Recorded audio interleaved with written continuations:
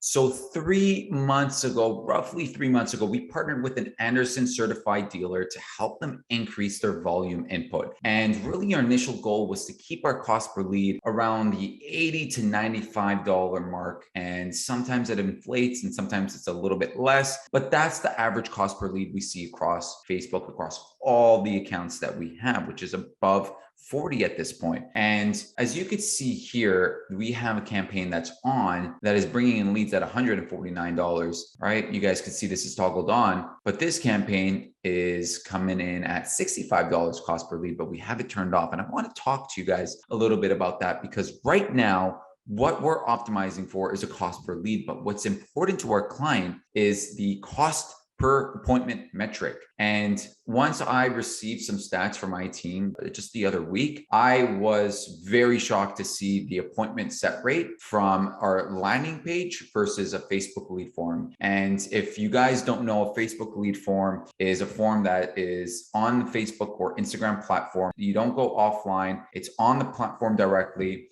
And most of the time it's auto-filled. And this is why we ask additional custom questions like, tell us a little bit about your project. But even then, the quality control isn't just there because you're not adding enough friction. And friction to us is really getting somebody on a website and getting them to put 4 to 6 fields of information. So when I got the information and reporting back for this client, the cost per appointment from a Facebook lead form was $2,100. The cost per appointment from a lead from their landing page costed, and I'll show you guys right here. So 309 is the total across the entire account, but the cost per appointment just for the landing page is 215.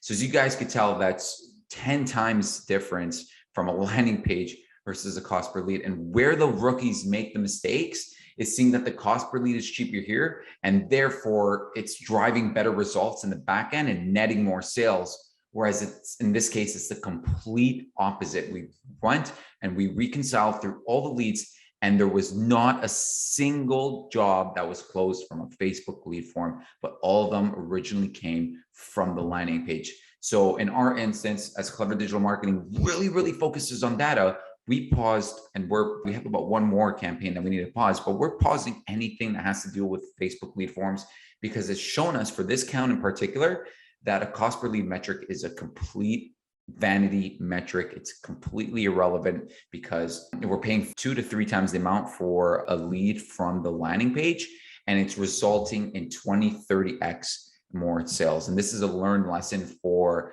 all you marketers and business owners, is that you should never look at your cost per lead. You should always look at your cost per appointment and then reflect by looking at your marketing cost to your total revenue associated from that marketing source. Okay, guys.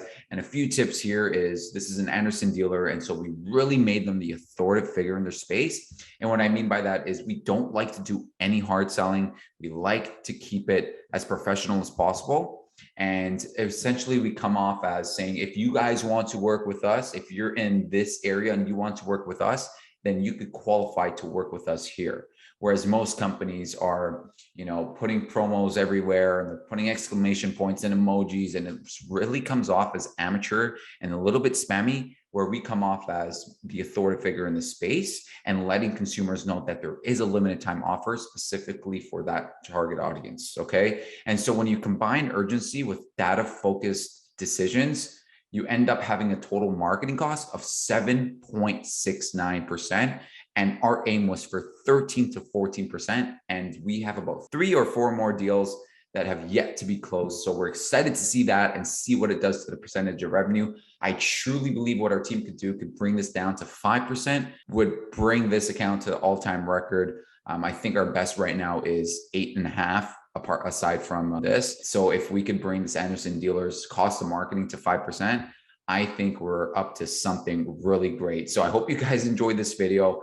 I just wanted to really put some emphasis on the importance of just being able to look at your metrics and justify it by an external, right? So let's say you're running ads for your Shopify site. You should track your UTM parameters. You should use a third party like Hyros, because just referencing one platform or one source just isn't enough to justify your decisions, and you're no longer making data decisions, but you're making vanity decisions, which could lead into a horrible relationship, horrible results, and just an overall horrible experience. So if you guys like videos like this, just like the video for me, please leave any comments. If you have any questions, I'm happy to answer them, and we'll see you guys in the next video.